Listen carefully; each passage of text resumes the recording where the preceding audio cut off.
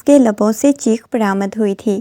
Adam نے اس کے منہ پہ ہاتھ رکھتے ہوئے اسے پیچھے بیڈ کی طرف دھکا دیا، اس کی طرف بڑھنے لگا۔ آنکھیں پھاڑے وہ نفی میں سر ہلانے لگی۔ خبردار، تم نے میرے پاس آنے کی کوشش کی۔ ایڈم، دانیال نے تمہاری جان نکال لینی ہے، دور جاؤ یہاں سے۔ وہ غصے میں اسے دور کرنے کی کوشش کرنے لگی، مگر ایڈم بہت اس کے قریب آ گیا۔ بہت اچھی زندگی ملنے والی ہے، بہت کچھ ملنے والا ہے، یہ کہتے ہوئے وہ ہنستے ہوئے اس کے اوپر جھک گیا۔ وہ روتی چلاتی ہوئی اسے دور کرنے کی کوشش کرتی رہی۔ اگلے ہی لمحے اس کی آواز بالکل بند ہو چکی تھی، اس کی سسکیاں کمرے میں گونجتی ہوئی تھیں۔ وہ اسے برباد کرنے کے بعد کمرے سے باہر چلا گیا۔ وہ دھندلائی ہوئی آنکھوں کے ساتھ دروازے کی طرف دیکھ رہی تھی۔ شاید وہاں سے اس کا شوہر دانیال آ جاتا۔ آنکھوں کے سامنے بالکل اندھیرا چھانے لگا۔ دانیال کو آ جانے میں کافی زیادہ ٹائم ہو چکا تھا۔ نیند بھی بہت زیادہ آئی ہوئی تھی، مگر اپنی بیوی کے بارے میں سوچ کے بے ساختہ ہی لبوں پہ مسکراہٹ بکھر گئی۔ گزری ہوئی چند راتیں اس کی آنکھوں کے سامنے گھومنے لگیں۔ چلتا ہوا اس کی طرف آیا، دروازے کا نوب گھمایا، کمرے میں داخل ہوا۔ سامنے ہی وہ کمرے میں نہیں تھی۔ اچانک اس کی نظر بیڈ کی طرف گئی۔ وہ اسے فرش پہ پڑی ہوئی دکھائی دی۔ اس کی پیشانی پہ بل نمودار ہوئے۔ چلتا ہوا اس کے پاس آیا، اپنی باہوں میں بھر لیا تھا۔ کیا ہوا ہے تمہیں؟ اس کی پشت کو سہلاتے ہوئے اس کی گال کو تھپ تھپانے لگا تھا۔ اسے اپنے سینے سے لگایا ہوا تھا۔ وہ جس حالت میں پڑی ہوئی تھی، چیزیں تو اسے صاف بیان ہو رہا تھا، سب کچھ نظر آ رہا تھا کہ اس کے ساتھ کیا ہوا ہے، مگر اس کے باوجود وہ اسے باہوں میں لیے ہوئے اسے اٹھانے کی کوشش کر رہا تھا۔ اٹھو، آنکھیں کھولو میری جان، میرا بچہ، آنکھیں کھولو، یہ کہتے ہوئے اسے اپنے سینے سے لگا لیا تھا۔ اس کی جان نکلنے لگی تھی۔ اسے اپنی باہوں میں اٹھاتا ہوا ہسپتال لے کے آ گیا۔ ہسپتال میں اسے سیدھا ICU میں شفٹ کیا گیا۔ اس کی اتنی بری حالت تھی، مجھے کچھ بھی سمجھ نہیں آ رہی۔ وہ پاگلوں کی طرح وہیں کوریڈور میں بیٹھا ہوا تھا، کبھی اٹھ کے بیٹھتا، کبھی چکر لگانے لگ جاتا۔ اس کے ساتھ آخر ہوا کیا تھا؟ اس کی حالت، اس حالت میں اسے وہاں کمرے کے درمیان میں پڑا ہوا دیکھا تھا۔ وہ سب کچھ تو اس کی جان نکالنے لگا۔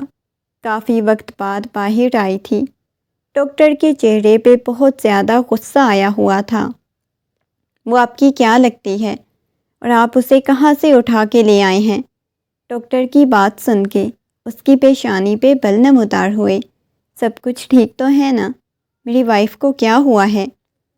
وہ گھبراتے ہوئے بولا، آپ کو شاید نہیں پتہ آپ نے اپنی بیوی کے ساتھ کیا سلوک کیا ہے۔ اس کی پیشانی پہ بل نمودار ہوئے۔ کیا مطلب؟ میں گھر پہ نہیں تھا۔ جب گھر آیا تو وہ ایسی حالت میں پڑی ہوئی تھی۔ ڈاکٹر کی پیشانی پہ بل نمودار ہوئے۔ ڈاکٹر بھی تھوڑا سا پریشان ہو گئی تھی۔ بتائیں نا میری بیوی کو کیا ہوا ہے؟ وہ بار بار گھبراتے ہوئے ڈاکٹر سے پوچھ رہا تھا۔ ڈاکٹر میں ہمت ہی نہیں ہو رہی تھی کہ اس شخص کو بتا پاتی کہ اس کی بیوی کے ساتھ کیا ہوا ہے۔ پلیز ڈاکٹر بتائیں نا، میری بیوی کو کیا ہوا ہے؟ وہ ٹھیک تو ہے نا؟ سب کچھ ٹھیک تو ہے نا؟ ڈاکٹر سے پوچھنے کی کوشش کرنے لگا۔ ڈاکٹر نے گہری سانس لی اور کہنے لگی، آپ کی بیوی کے ساتھ زیادتی ہوئی ہے۔ اور یہ سن کے اسے یوں لگا جیسے کسی نے اس کے پورے وجود سے جان نکال لی ہو۔ نفی میں سر ہلانے لگا۔ نہیں، ایسا نہیں ہو سکتا۔ وہ گرنے والے انداز میں پیچھے بینچ پہ بیٹھ چکا تھا۔ اپنے ہاتھوں میں اس نے چہرہ چھپا لیا تھا۔ وہ معصوم سی لڑکی، یہ کون کر سکتا ہے؟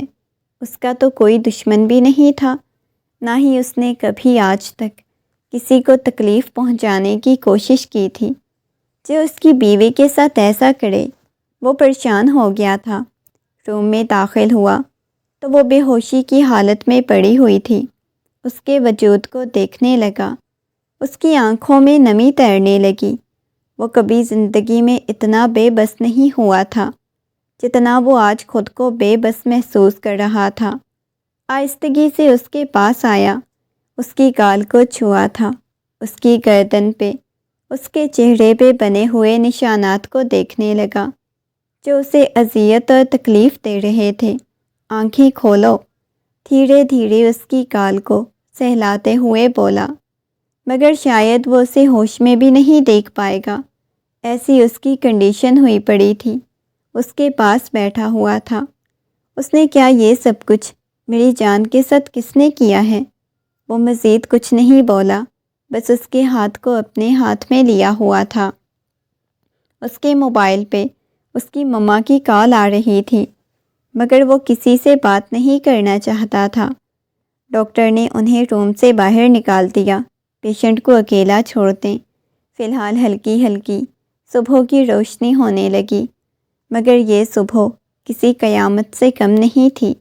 جیسے جیسے روشنی پھیلی، ہسپتال میں لوگوں کا ہجوم بڑھنے لگا تو اسے عجیب سا محسوس ہونے لگا، بہت زیادہ بے چینی محسوس کر رہا تھا۔ ابھی تک اسے ہوش نہیں آئی، جو کہ اس کی جان کے لیے بہت خطرناک تھا۔ یہ صرف اس کے لیے جسمانی نہیں بلکہ ایک ذہنی صدمہ بھی تھا۔ ڈاکٹر نے جب انہیں بتایا، وہ سن کے اسے مزید تکلیف ہونے لگی۔ وہ کیسے اس کا سامنا کرے گا؟ وہ تو اس کی حفاظت نہیں کر سکا، بچپن سے اس کی حفاظت کرتا آیا تھا، اسے اپنی زندگی میں شامل کیا، مگر آج زندگی موت کی کشمکش میں تھی۔ ڈاکٹر باہر آئی اور کہنے لگی، آپ کی پیشنٹ کو ہوش آ چکا ہے، مگر وہ کوئی بات نہیں کر رہی، ابھی تک وہ صدمے کی کیفیت میں ہیں۔ میں ان سے مل سکتا ہوں؟ اس نے نرمی سے پوچھا۔ آپ مل سکتے ہیں، لیکن کوشش کریں نہ ہی ملیں، کیونکہ اس وقت وہ شاید کسی مرد کا سامنا نہیں کرنا چاہتی، اور ایسی کنڈیشن میں پیشنٹ ہم مردوں کو دور رکھتے ہیں۔ لیکن آپ شوہر ہیں، ڈاکٹر کہنے لگی، آپ کو لگتا ہے آپ اسے سنبھال سکتے ہیں تو آپ جا سکتے ہیں۔ ڈاکٹر کی بات سن کے اندر داخل ہوا۔ سامنے وہ چھت کو گھورے جا رہی تھی۔ اس کی آنکھوں میں کچھ بھی نہیں تھا، نہ خوف تھا نہ آنسو تھے، کچھ بھی نہیں تھا، بس پتھرائی ہوئی آنکھوں کے ساتھ وہ چھت کو گھورے جا رہی تھی۔ وہ چلتا ہوا اس کے پاس آیا، میرا بچہ، آہستگی سے اسے پکارا، مگر وہ بولی نہیں تھی، کچھ بھی نہیں بولی، بس چھت کو دیکھے جا رہی تھی۔ اس کے پاس آ کے بیٹھ گیا۔ میں آپ سے بات کر رہا ہوں، اس کے ہاتھ کو اپنے ہاتھ کی گرفت میں لیتے ہوئے بولا۔ وہ کچھ بولی نہیں۔ ادھر میری طرف دیکھیں۔ اس کی گال کو ہلکے سے چھوا تو اس کے ہاتھ کو پیچھے کی طرف جھٹک گئی تھی۔ مجھے گھر جانا ہے، وہ روتے ہوئے بولی تھی، شاید وہاں کسی کا سامنا نہیں کرنا چاہتی تھی۔ ڈاکٹر کی نگاہوں کو اپنے وجود کے آر پار ہوتا محسوس کر رہی تھی۔ ابھی آپ کی طبیعت نہیں ٹھیک، ہم تھوڑی دیر تک گھر جائیں گے، مجھے ابھی جانا ہے۔ میں نے کیا بولا ہے، مجھے گھر لے چلو، وہ چلاتے ہوئے بولی۔ تو اس کی بات سن کے وہ خاموش ہو گیا۔ ڈاکٹر سے پوچھا تو ڈاکٹر نے کہا، ٹھیک ہے، آپ لے جا سکتے ہیں، ابھی کوئی اتنی خطرے والی بات نہیں، بس اس وقت شاید ذہنی کیفیت ان کی ٹھیک نہیں، وہ ذہنی تکلیف سے گزر رہی ہیں، جس کی وجہ سے شاید وہ اکیلی رہنا چاہتی ہیں، یہاں لوگوں کا سامنا نہیں کر پا رہی، آپ انہیں گھر لے کے جا سکتے ہیں۔ اور یہ سن کے وہ خاموش ہو گیا۔ اسے اٹھایا، اس کی حالت کچھ ٹھیک نہیں لگ رہی تھی، مگر اس کے باوجود بھی اس کا سہارا لینے کو تیار نہیں تھی۔ اس کو یوں دھتکارتا، اسے خود سے دور کرنے کی کوشش کرنا، یہ سب کچھ اس شخص کی جان نکال رہا تھا۔ اس کی تو پہلے ہی جان نکل چکی تھی۔ اسے ایسی حالت میں دیکھ کے، اس کی ایسی کنڈیشن اس کی جان نکال رہی تھی۔ میری جان، مجھ سے بات کرو، وہ محبت سے بولا، مگر وہ کچھ بولی نہیں، بس اس نے اپنے سر تک کمبل اوڑھ کے رکھا ہوا تھا۔ وہ کمرے میں ہی تھی اور وہ پریشان تھا، اس کے پاس بیٹھا رہا۔ رات کو اس کے لیے کھانا لے کے آیا۔ کمرے میں آیا تو آئینے کے سامنے اپنے آپ کو دیکھ رہی تھی، اپنے چہرے کو دیکھ رہی تھی۔ وہ اس کے پاس آ گیا۔ کیا دیکھ رہی ہو؟ محبت سے پوچھا، مگر وہ کچھ بولی نہیں تھی۔ اب میں تمہارے لیے کھانا لے کے آئی ہوں، اپنے ہاتھوں سے کھلاتا ہوں۔ پہلے ایڈم کو سزا دو۔ ایڈم نے میرے ساتھ یہ سب کچھ کیا ہے، وہ روتے ہوئے بولی تھی۔ آنکھوں میں سے آنسو بہنے لگے تھے۔ کیا تم نے کیا بولا ہے؟ یہ سب کچھ ایڈم نے کیا، اور وہ کبھی سوچ بھی نہیں سکتا تھا ایڈم اتنا بڑا قدم اٹھا سکتا ہے۔ کھانا وہیں چھوڑتا ہوا کمرے سے باہر چلا گیا۔ اس کے چہرے پہ غصہ آیا ہوا تھا، ایسے لگ رہا تھا جیسے وہ اس کی جان نکال لے گا۔ ایڈم کے کمرے کا دروازہ کھولا، سامنے لیپ ٹاپ میں لگا ہوا تھا، کسی سے بات کر رہا تھا۔ فوراً سے اسے دیکھتے ہی لیپ ٹاپ بند کیا۔ اس نے ایڈم کے گریبان سے پکڑ لیا۔ تمہاری ہمت کیسے ہوئی میری بیوی کی عزت پہ ہاتھ ڈالنے کی؟ بتاؤ مجھے، وہ غصے میں چلاتے ہوئے بولا۔ اس کی بات سن کے ایڈم ہنستا ہوا کہنے لگا، کیا ہو گیا ہے؟ کیوں اتنے زیادہ چلا رہے ہو تم؟ بیوی تمہاری ہے، بے وفائی اس نے کی تو اس میں میرا کیا قصور ہے؟ خبردار جو تم نے میری بیوی کے بارے میں کوئی بکواس کرنے کی کوشش کی۔ وہ غصے میں چلاتا ہوا بولا۔ اس کی بات سن کے وہ مسکرانے لگا تھا۔ ہاں سچ میں تمہاری بیوی نے ہی مجھے بلایا تھا، اب مجھ پہ الزام لگایا ہے تاکہ تمہاری نظر میں اچھی بن جائے۔ اس کی بات سن کے وہ غصے میں تماچا اس کے منہ پہ رسید کر چکا تھا۔ گھٹیا انسان، وہ صرف میری نہیں بلکہ تمہاری بھی عزت تھی کسی قسم کی، یہ سب کچھ تم نے کیا، وہ چلاتے ہوئے بولے۔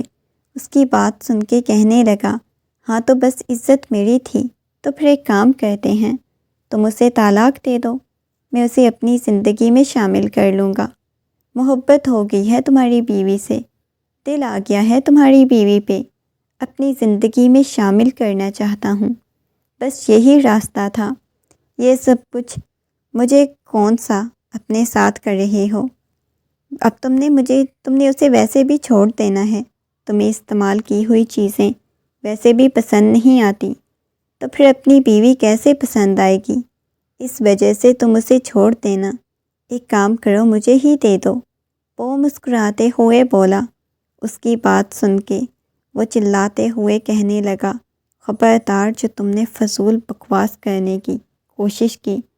یہ کہتے ہوئے اسے کمرے سے باہر لے کے آ گیا۔ چھوڑو مجھے، وہ خود کو چھڑانے کی کوشش کرنے لگا۔ چھوڑو مجھے، وہ پولیس کو کال کر چکا تھا۔ بالکل بھی وہ یہ امید نہیں کر سکتا تھا دانیال اتنی جلدی ایکشن لے گا۔ نائلہ بیگم باہر آ گئیں، غصے میں کہنے لگیں، یہ تم کیا کر رہے ہو؟ وہ سب اس کی حقیقت بتا چکا تھا سب کو۔ فیاض صاحب کا تو بس نہیں چل رہا تھا، اس کی جان ہی نکال دیتے، اس قدر اس پہ غصہ آیا ہوا تھا، اور کہہ رہے تھے اسے تو میں پھانسی کے پھندے پہ لٹکواؤں گا۔ میں کبھی سوچ بھی نہیں سکتا تھا میرے بھائی کا بیٹا میرے گھر کی عزت کو خراب کرے گا۔ وہ میری بیٹیوں کی طرح تھی۔ آج پہلی دفعہ انہیں اپنی بھتیجی کا احساس ہو رہا تھا۔ بچپن سے لے کے اب تک اگر کوئی اس کا خیال رکھتا آیا تھا تو وہ صرف دانیال تھا، اور دانیال کی آنکھوں میں تکلیف واضح تھی، اور اس کی تکلیف پہ جس قدر دانیال کو تکلیف محسوس ہوئی تھی، دانیال کو سمجھ آ چکی تھی دانیال اسے کس قدر محبت کرتا ہے۔ پلیز آ گئی، اور اسے ریپ کیس میں پولیس کے حوالے کر دیا گیا۔ اسے سزا ملنے والی تھی، مگر وہ بالکل پاگل ہونے لگی تھی۔ کوئی بات نہیں، بس اس نے خاموشی اوڑھ رکھی تھی۔ 2 دن اس کے ایگزامس بھی سٹارٹ ہونے والے تھے، وہ ابھی لیٹی ہوئی تھی، کوئی بات نہیں کر رہی تھی۔ وہ اس کی کتابیں لے کے اس کے پاس آیا۔ میشا میرا بچہ، اٹھو نا، اسٹڈی نہیں کرنی؟ نرمی سے اس کے اوپر سے کمبل ہٹاتے ہوئے بولا۔ مگر وہ اٹھی نہیں۔ مجھے نہیں اٹھنا، مجھے نہیں پڑھنا، کچھ بھی نہیں کرنا، لے جائیں کتابیں، وہ سنجیدگی سے بولی تھی۔ وہ کہنے لگا اٹھو نا، یہ کہتے ہوئے اسے زبردستی اٹھایا، اپنے ساتھ لگاتے ہوئے اسے بٹھا دیا تھا۔ کتاب کھول کے اس کے سامنے رکھی۔ یہی پہلا ایگزامس ہے نا؟ میں تو کالج اسکول سے تمہاری رول نمبر سلپ لے کے آیا تھا۔ وہ نرمی سے اسے سمجھانے لگا۔ چلو ٹھیک ہے، میں پڑھاتا ہوں اپنے بچے کو، یہ کہتے ہوئے اسے کھینچ کے اپنی گود میں بٹھا گیا، بالکل ایسے جیسے بچپن میں بٹھاتا تھا، جیسے بچپن میں اسے حوصلہ دیتا تھا، دلاسا دیتا تھا، کئی گھنٹے اپنے سینے سے لگا کے رکھتا تھا، بالکل ایسے ہی اسے اپنے قریب کیا ہوا تھا۔ جتنی اس شخص کو تکلیف محسوس ہوتی تھی، اتنے دنوں میں وہ اسے دور تھا، اس کے پاس نہیں آیا کیونکہ ہمت نہیں ہوتی تھی، اور یہ سمجھا دیا تھا۔ اسے یہ لگنے لگا تھا شاید وہ اسے نفرت کرنے لگا ہے۔ پہلے تو وہ پاکیزہ تھی مگر اب نہیں رہی، جس کی وجہ سے دانیال اسے دور رہنے لگا۔ اس چیز نے اسے مزید ڈرا دیا تھا۔ اسے پڑھانے لگا۔ ایگزامس نہیں دینے؟ میرے بچے نے نرمی سے پوچھا تو اس بات میں سر ہلانے لگی۔ دینے ہیں نا، چلو پھر پڑھو۔ کوئی بات نہیں کرتی تھی، بس اسٹڈی کرتی رہتی۔ اس کے ایگزام سٹارٹ ہو چکے تھے، وہ آیا تو پڑھ رہی تھی، وہ سوتی نہیں تھی، اس کی آنکھوں کے گرد ہلکے پڑ چکے تھے، اس کے ایگزامس ختم ہو چکے تھے۔ اس نے کتنا کچھ سوچا ہوا تھا، ایگزامس کے بعد یہ کرے گی وہ کرے گی، مگر وہ کچھ نہیں کرتی تھی، بس بستر پہ پڑی رہتی تھی۔ رات کا وقت تھا، کمرے میں داخل ہوا، سامنے لال رنگ کی ساڑی اس کے ہاتھ میں تھی، جس کو دیکھے ہوئے وہ پوری طرح سے روئی جا رہی تھی۔ وہ چلتے ہوئے اس کے پاس آیا، آہستگی سے پیچھے سے باہوں کی حصار میں لیتا ہوا کہنے لگا، کیوں رو رہا ہے میرا بچہ؟ بتاؤ مجھے، میں تمہارے گنہگار کو سزا دلوا چکا ہوں، اور یہ جو حرکتیں کرتے ہیں ان کے لیے ایسے عبرت کا نشان بنا دیا ہے۔ مت پریشان ہو، میں جانتا ہوں یہ تمہارے لیے تکلیف بہت بڑی ہے، اتنی آسانی سے تم بھول نہیں پاؤ گی، لیکن میں تمہاری مدد کروں گا، کوشش کرنا یہ سب کچھ تم بھول جاؤ۔ نرمی سے اسے سمجھانے کی کوشش کر رہا تھا۔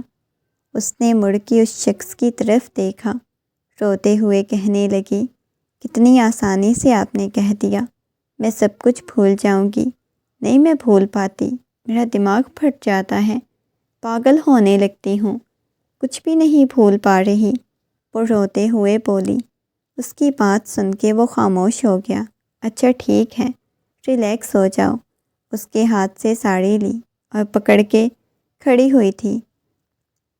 وہ رات جو ہم نے ساتھ بتائی تھی وہ کتنی خوبصورت تھی، وہ روتے ہوئے بولی، اس کے کندھے پہ اپنا سر رکھتے ہوئے وہ پوری طرح سے رونے لگی۔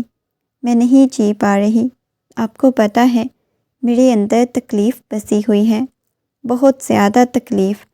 دانیال، میں آپ کے علاوہ کسی اور مرد کی طرف دیکھتی بھی نہیں، نہ میں دیکھنا چاہتی ہوں، نہ کسی کو دیکھنے دیتی ہوں، مگر کیا ہوا میرے ساتھ؟ میں تو مکمل طور پہ برباد ہو چکی ہوں۔ وہ شخص مجھے برباد کر کے چلا گیا۔ وہ چلاتے ہوئے بول رہی تھی، رونا بند کرو نا۔ اس کے آنسوؤں کو صاف کرنے لگا۔ آپ کو کیا لگتا ہے اتنا آسان ہوتا ہے زندگی میں آگے بڑھنا؟ میں نہیں بڑھ پاؤں گی، میں کبھی بھی نہیں بڑھ پاؤں گی، میں ہار چکی ہوں۔ آپ نے بولا تو میں نے ایگزامس دے دیے، آگے بڑھنے کی کوشش کر رہی ہوں، لیکن میں کبھی نہیں بڑھ پاؤں گی، میری زندگی بس یہاں پہ ہی ختم ہو چکی ہے۔ وہ روتے ہوئے بولی تھی۔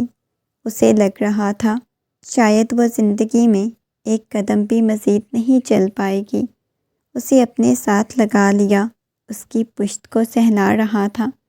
اچانک سے اسے وامٹنگ کا احساس ہوا تو وہ واش روم کی طرف چلی گئی۔ وامٹنگ کرنے کے بعد باہر آئی تو اس کا سر چکرانے لگا۔ اسے لے کے باہر آیا تھا، ٹاول سے اس کے چہرے کو خشک کرنے لگا۔ لا کے اسے بیڈ پہ بٹھایا، پانی ڈال کے دیا، مگر وہ نفی میں سر ہلانے لگی۔ مجھے کچھ بھی نہیں پینا۔ اچھا چلو باہر لے چلتا ہوں، اندر شاید بہت زیادہ گرمی ہے اور جس کی وجہ سے تمہیں اچھا فیل نہیں ہو رہا، چلو۔ یہ کہتا ہوا اسے لان میں لے کے آ گیا۔ ہلکی ہلکی ہوا چل رہی تھی، مگر اس کے چہرے پہ وہی اداسی، وہی سنجیدگی چھائی ہوئی تھی۔ وہ جان جاتا تھا یہ اداسی اور سنجیدگی اتنی آسانی سے نہیں جائے گی، بس اسے اپنے حصار میں لیے ہوئے اس کی پشت کو سہلا رہا تھا۔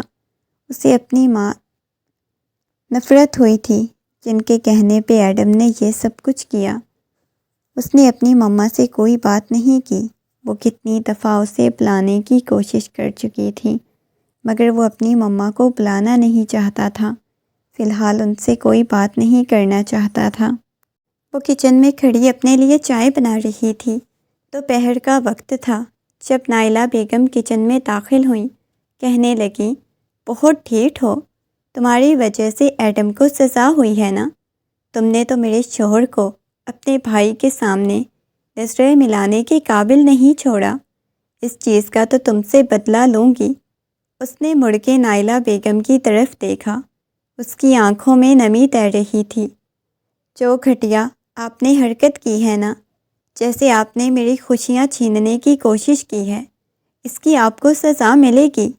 وہ کپ کپاتی ہوئی آواز میں بولی۔ اس کی بات سن کے وہ کہنے لگی، تم جیسی گندی عورت کو میں اپنے بیٹے کی زندگی میں نہیں رہنے دوں گی، میں تمہیں نکال کے دم لوں گی۔ وہ غصے میں چلاتے ہوئے بولیں۔ ان کی بات سن کے وہ مسکراتے ہوئے کہنے لگی، آپ کی خوش فہمی ہے کہ آپ مجھے دوبارہ کچھ کر سکتی ہیں۔ میرے شوہر مجھ سے بہت زیادہ محبت کرتے ہیں، مجھے بہت ٹوٹ کے چاہتے ہیں۔ تمہیں پتہ ہے تمہارا شوہر تم سے محبت نہیں کرتا، اسے تمہارے وجود سے گھن آتی ہے۔ ایک دفعہ خود سوچو، کیا ایک دفعہ بھی تمہارے پاس آیا ہے، تمہارے قریب آیا ہے؟ ایک حادثہ جو تمہارے ساتھ ہوا ہے، اس کے بعد تو اس نے تمہارے وجود کی طرف دیکھنا بھی گوارا نہیں کیا۔ بے شک تمہارے پاس آتا ہوگا، کبھی تمہیں اس نے وہ حق دیا ہے جو تمہارے پاس آیا ہے؟ بس تمہیں اپنے ساتھ رکھے گا، محبت کا ڈرامہ کرے گا، کیونکہ اس نے تم سے محبت کا دعویٰ کیا تھا۔ ان کی باتیں سیدھا اس کے دل پہ خنجر کی مانند لگ رہی تھی۔ اس کی آنکھوں میں نمی تیرنے لگی۔ آپ مجھے تکلیف دے رہی ہیں۔ اس کے ہاتھ کانپنے لگے تھے۔ میں بھلا تمہیں تکلیف کیوں دوں گی؟ یہ کہتے ہوئے وہ اسے پیچھے کی طرف کرنے لگی تھی۔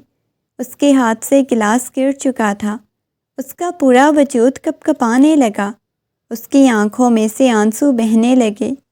وہ ہنستے ہوئے کہنے لگی، زیادہ ڈرنے کی یا رونے کی ضرورت نہیں۔ مگر اسے ایسے لگا جیسے اس کے وجود سے جان نکل جائے گی۔ اچانک وہ وہیں گر کے بے ہوش ہو گئی، اور یہ دیکھ کے نائلہ بیگم بھی تھوڑا سا پریشان ہو گئی تھی۔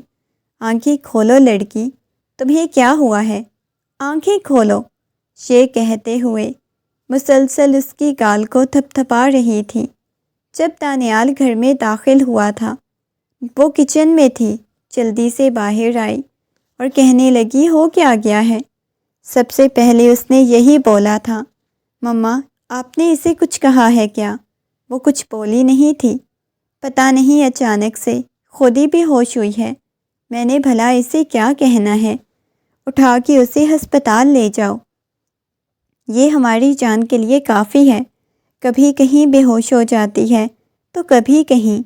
ان کی بات سن کے وہ عجیب نگاہوں سے اپنی ماں کی طرف دیکھنے لگا۔ اسے اپنے بازوؤں میں اٹھاتا ہوا باہر کی طرف چلا گیا۔ کافی وقت بعد اسے لے کے ہسپتال پہنچا۔ ڈاکٹر نے اس کا چیک اپ کیا۔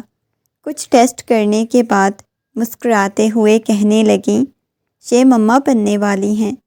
اور یہ سن کے اس کے لبوں پہ مسکراہٹ بکھر گئی۔ مسکراتے ہوئے ڈاکٹر کی بات سن کے اسے اپنے کانوں پہ یقین نہیں آیا۔ جب روم میں داخل ہوا تو وہ بے جان مجسمے کی طرح اسٹریچر پہ لیٹی ہوئی تھی۔ وہ چلتا ہوا اس کے پاس آیا، آہستگی سے اس کے ہاتھ کو اپنے ہاتھ میں لیتا ہوا اپنے لبوں سے لگا گیا۔ تمہیں پتہ ہے تم مما بننے والی ہو، مسکراتے ہوئے اس سے کہا، مگر اس نے کوئی جواب نہیں دیا۔ ہاں معلوم ہے، ڈاکٹر نے بتایا ہے، کپ کپاتی ہوئی آواز میں بولی۔ خوش نہیں ہو؟ وہ اس بات میں سر ہلانے لگی۔ میں نے کیوں خوش نہیں ہونا؟ خوش ہوں، اچھا لگ رہا ہے، مما بننے والی ہوں۔ یہ کہتے ہوئے اس نے اپنے پیٹ پہ ہاتھ رکھا، اس کے ہاتھ کو پکڑ کے اپنے لبوں سے لگا گیا۔ مجھے ڈر لگ رہا ہے۔ کس چیز سے ڈر لگ رہا ہے؟ اس کی پیشانی کو چومتے ہوئے بولا۔ یہ بچہ، پلیز، میں اس ٹاپک پہ بات نہیں کرنا چاہتا، نہ میں اس ٹاپک کو چھیڑنا چاہتا ہوں۔ یہ بچہ میرا ہے، میں اس کا باپ ہوں۔ وہ باہر کوئی سوال نہیں کرنا چاہتا، نہ جواب دینا چاہتا ہوں۔ پلیز دوبارہ یہ بات نہیں کرنی، اوکے میری جان؟ آئی سمجھ؟ محبت سے کہا۔ تو وہ اس بات میں سر ہلا گئی، اسے لے کے واپس گھر آیا۔ دیکھیں، نائلہ بیگم کہنے لگی، کیا ہوا ہے؟ ڈاکٹر نے کیا بولا ہے؟ وہ کہنے لگا، بس ٹھیک ہے، طبیعت تھوڑی خراب ہو گئی تھی۔ اس نے اگلی بات نائلہ بیگم کو نہیں بتائی تھی، لا کے اسے بیڈ پہ لٹاتے ہوئے آہستگی سے اس کے قریب بیٹھ گیا تھا۔ پریشان مت ہوا کرو، اوکے؟ تم میری جان ہو، میری زندگی میں تمہیں پہلے کی طرح دیکھنا چاہتا ہوں۔ میں تو ایسے دیکھنا ہی نہیں چاہتا۔ تم بہت بہادر ہو، بہادر بن کے رہو، کبھی کمزور مت بننا۔ وہ محبت سے اسے کہنے لگا۔ وہ دانیال کو دیکھنے لگی۔ دانیال کی آنکھوں میں محبت کے دیپ جلے ہوئے تھے۔ وہ آہستگی سے اس کے قریب ہوتے ہوئے اس کے کندھے پہ اپنا سر ٹکا گئی۔ کبھی چھوڑ کے تو نہیں جائیں گے، کبھی نہیں۔ وہ روتے ہوئے بولی تھی، میں بس تمہیں ٹھیک دیکھنا چاہتا ہوں، تم سنبھالو خود کو۔ جس دن تم سنبھل گئی نا، وہ دن میرے لیے خوشی کا دن ہوگا۔ اس کے ہاتھوں کی ہتھیلیوں کو لبوں سے لگایا، اپنی آنکھیں بند کر گئی۔ دن گزرنے لگے، ہر گزرتے دن کے ساتھ وہ پہلے سے بہتر ہونے کی کوشش کر رہی تھی۔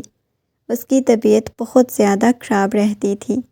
اس دوران اس چیز کا انہیں اندازہ ہو گیا تھا، جو کچھ انہوں نے اس معصوم سی لڑکی کے ساتھ کیا تھا وہ کتنا غلط تھا۔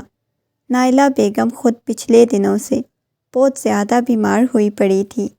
جب ان کے ٹیسٹ وغیرہ کروائے تو اندازہ ہوا تھا کہ انہیں کینسر ہے، اور یہ بیماری، یہ سب کچھ سن کے انہیں حیرت ہوئی تھی۔ اپنے گناہ ان کی آنکھوں کے سامنے گھومنے لگ گئے۔ جو کچھ انہوں نے کیا اس معصوم سی لڑکی کے ساتھ، امشا کے ساتھ جو کچھ کیا، اس کی سزا شاید انہیں مل رہی تھی۔ امشا کو اللہ نے خوبصورت سے بیٹے سے نوازا، مگر وہ اسے اٹھا نہیں رہی تھی، بار بار کہہ رہی تھی، پتہ نہیں کیوں کچھ عجیب سا محسوس ہو رہا ہے۔ کیا واقعی میں آپ رپورٹس؟ وہ اس کے ہاتھ میں دے چکا تھا۔ یہ رپورٹس کروانا ضروری نہیں تھا، کیونکہ مجھے یقین تھا یہ میرا بچہ ہے، لیکن تمہیں یقین کروانا تھا۔ وہ نرمی سے بولا، تمہاری وجہ سے کروا کے لایا ہوں۔ یہ کہتے ہوئے وہ رپورٹس اس کے سامنے کی تو اس کے لبوں پہ ہلکی سی مسکراہٹ بکھر گئی تھی۔ مسکراتے ہوئے اس کی طرف دیکھنے لگی۔ آنٹی کی طبیعت کیسی ہے؟ اس نے دوبارہ سے پوچھا۔ ٹھیک ہے، پریشان مت ہو، وہ ان کا بہت زیادہ خیال رکھتی۔ مگر نائلہ بیگم ہر گزرتے دن کے ساتھ عجیب ہوتی جا رہی تھی، بہت زیادہ بیمار ہونے لگی تھی، ان کی تکلیف بڑھتی جا رہی تھی۔ وہ بہت بار اسے معافی مانگ چکی تھی، اور وہ انہیں معاف کر بھی چکی تھی۔ ایڈم نے جو کچھ بھی کیا تھا ان کے کہنے پہ کیا تھا۔ بہت زیادہ تکلیف گزارنے کے بعد ان کا انتقال ہو گیا، اور یہ لمحہ اس کے لیے بہت تکلیف دہ تھا، مگر آہستہ آہستہ سب ٹھیک ہونے لگا، سب نارمل ہونے لگا۔ کتنا وقت گزر گیا، کافی زیادہ وہ اس تکلیف سے نکل آئی تھی، نارمل ہونے لگی تھی۔ دانیال کی محبت اور اپنا بدلا ہوا رویہ۔ وہ بہت چھوٹی تھی جب دانیال کے پاس آئی تھی۔ دانیال نے اسے پالا تھا، اس کی تربیت کی تھی، پھر اسے اپنی بیوی بنایا، پھر سے محبت دی، تو ایسے میں وہ بھلا کیسے رخ موڑ سکتا تھا؟ اسے تو اس کے بارے میں سب کچھ جانتا تھا۔ رات کا وقت تھا۔ اپنے بیٹے کو سلانے کے بعد دانیال کے پاس آئی، اس کے گرد بازو لپیٹا۔ دانیال نے آہستگی سے اسے خود سے دور کر دیا۔ وہ بہت زیادہ الجھا ہوا اور پریشان لگ رہا تھا۔ دانیال، آپ کو کیا ہوا ہے؟ اس کی گال پہ ہاتھ رکھے ہوئے بولی۔ اس کی بات سن کے دانیال کہنے لگا، پلیز کچھ بھی نہیں ہوا، میری طبیعت ٹھیک نہیں، میں سونا چاہتا ہوں۔ نہ جانے کیوں وہ ہر طرح کی اسے محبت دے چکا تھا، ہر طرح سے اس کے پاس آتا، مگر کبھی بھی وہ تعلق نہیں بناتا جو میاں بیوی کے درمیان ہوتا۔ شاید اس میں وہ تعلق بنانے کی ہمت ہی نہیں تھی، جس کی وجہ سے اسے بہت زیادہ تکلیف محسوس ہونے لگی تھی۔ وہ آہستگی سے دوسری طرف کروٹ بدل کے سونے کے لیے لیٹ گیا۔ وہ شاید حقیقت کو قبول کرنا چاہتی تھی۔ مرد کے لیے اتنا آسان نہیں ہوتا، یا مرد اتنی آسانی سے کسی ایسی عورت کو اپنی زندگی میں قبول نہیں کرتا جس کو کسی اور مرد نے استعمال کیا ہو۔ یہی چیز وہ اب ریئلائز کر رہی تھی۔ اس کی آنکھوں میں سے آنسو بہنے لگے۔ ایڈم نے مڑ کے اس کی طرف دیکھا۔ حقیقتاً ایڈم کب اسے احساس ہی نہیں ہوا تھا۔ وہ کتنی بار اس کے قریب جانے کی کوشش کر چکا تھا، اسے محبت دیتا تھا۔ ایک خوف تھا اس کے دل میں بیٹھا ہوا تھا، جس کی وجہ سے اس کے پاس نہیں جا پاتا۔ اسے چھونے سے جیسے وہ چھونا چاہتا تھا، اس کے اندر خواہشات باقی نہیں بچیں۔ یا کیا تھا؟ کیوں نہیں اس کے پاس جا پا رہا تھا؟ یہ چیزیں اسے پریشان کرنے لگی۔ کچھ چیزیں بہت نارمل انسان کو رکھتی ہیں، مگر وقت کے ساتھ ساتھ انسان کو سمجھ آ جاتی ہے وہ چیزیں اتنی نارمل نہیں ہوتی جتنی لگتی ہیں۔ اس کے سونے کے بعد آہستگی سے اس نے رخ دوسری طرف موڑا، اپنے بازوؤں کے حصار میں لے لیا۔ میں تمہیں تکلیف نہیں دینا چاہتا، میں جانتا ہوں تم محسوس کر رہی ہو میں تم سے دور بھاگتا ہوں، تمہیں وہ حق نہیں دیتا جس کی تم حقدار ہو، لیکن میں خود بہت زیادہ پریشان ہوں، بہت بے بس ہوں، تمہیں کیسے سمجھاؤں؟ یہ کہتے ہوئے اس کی پیشانی کو چومتا ہوا اپنے سینے سے لگا گیا۔ اس کے بازوؤں کے حصار میں بکھری ہوئی حالت میں سو رہی تھی۔ جیسے جیسے وقت گزرنے لگا اس کے پاس آنے کی کوشش کرتا تھا۔ ان کا بیٹا 1 سال کا ہو چکا تھا اور 1 سال میں ان دونوں نے شاید کبھی کھل کے ایک دوسرے کو ویسی محبت دی ہو۔ رات کا وقت تھا، آج اسے آنے میں کافی دیر ہو چکی تھی۔ جیسے ہی وہ کمرے میں داخل ہوا، سامنے لال رنگ کی ساڑی میں کھڑی ہوئی تھی۔ زندگی میں اسے دوسری دفعہ اسی ساڑی میں دیکھ رہا تھا۔ ایک لمحے کے لیے نگاہیں ہٹانا بھول گیا۔ دھیرے دھیرے چلتا ہوا اس کے پاس آیا۔ کمرے میں اتنی خاموشی تھی کہ اس شخص کے قدموں کی آہٹ بھی کمرے میں سنائی دے رہی تھی۔ وہ چلتا ہوا بالکل اس کے سامنے آ کے کھڑا ہو گیا۔ آج معصوم سے شوہر کی جان لینے کا ارادہ ہے کیا؟ وہ چلتا ہوا بالکل اس کے پاس آ گیا۔ کیسی لگ رہی ہوں؟ وہ مسکراتے ہوئے بولی، کیونکہ اب وہ خود ہی کوشش کر رہی تھی اس کے پاس جانے کی۔ وہ شخص اس کے پاس آتا اور وہ اپنے رشتے کو نارمل کرنا چاہتی۔ نارمل ہو نہیں رہا تھا۔ وہ سر سے پاؤں تک اسے دیکھنے لگا۔ بہت حسین دکھ رہی ہو، بالکل چھوٹی سی گڑیا معلوم ہوتی ہو۔ وہ گڑیا اس نے سینے سے لگا لیا۔ وہ گڑیا جو میرے سینے پہ سوتی تھی، چھوٹی سی لڑکی جسے میں بے انتہا محبت کرتا ہوں۔ وہ بس مسکراتے ہوئے اس کی طرف دیکھے جا رہا تھا۔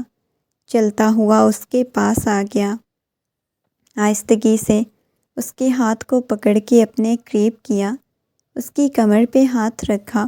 وہ مسکراتے ہوئے اس کی طرف دیکھنے لگی۔ بتائیں نہ کیسی لگ رہی ہوں؟ ایسی لگ رہی ہو جیسے آسمان کے وسط کا چاند ہو۔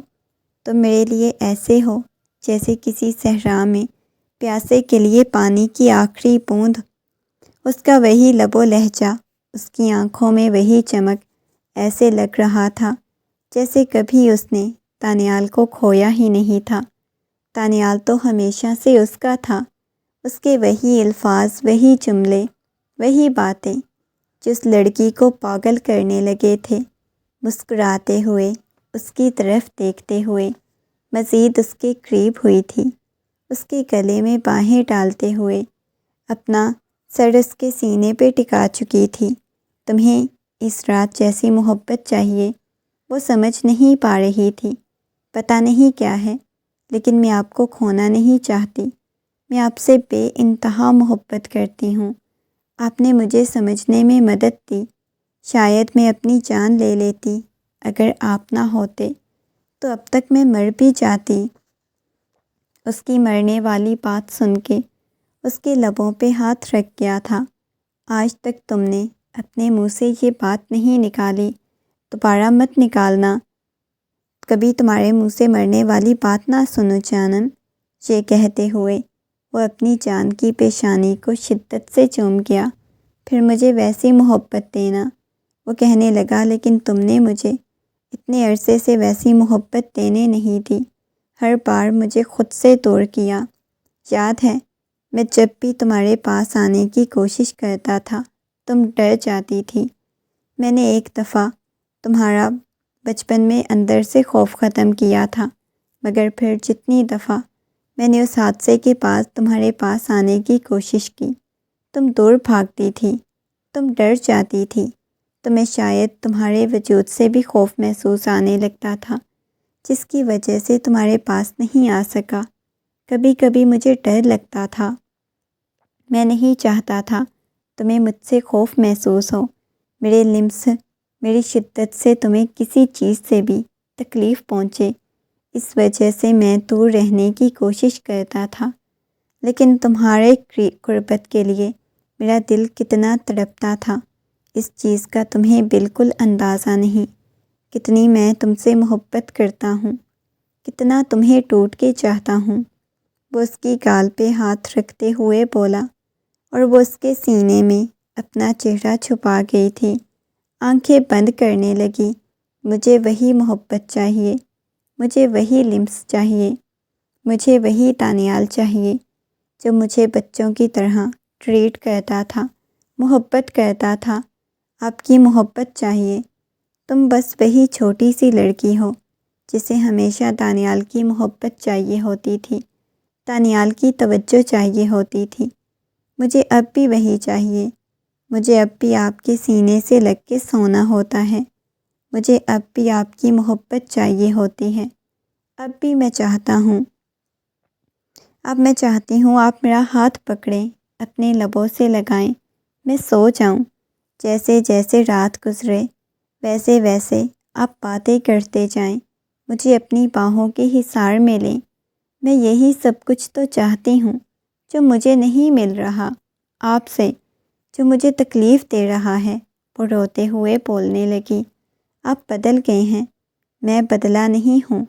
یہ کہتے ہوئے وہ بالکل اس کے سینے میں منہ چھپا چکی تھی، اس کے گرد بازوؤں کا حصار قائم کیا ہوا تھا، آہستگی سے باہوں میں اٹھا لیا تھا۔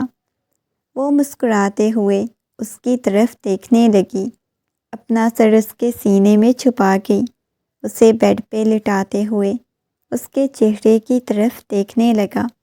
اس کے بعد اسے احساس کروا دیا تھا کہ وہ آج بھی نہیں بدلا، وہ آج بھی پہلے جیسا ہے، وہ آج بھی اسے ویسی ہی محبت کرتا ہے جیسی پہلے کرتا تھا، اور یہ اسے احساس ہو گیا تھا۔ اگلی صبح وہ اس کی باہوں میں سر رکھے سو رہی تھی، وہ اس کے بالوں میں ہاتھ پھیر رہا تھا۔ کتنے عرصے بعد اسے میشا کی قربت میں سکون ملا تھا۔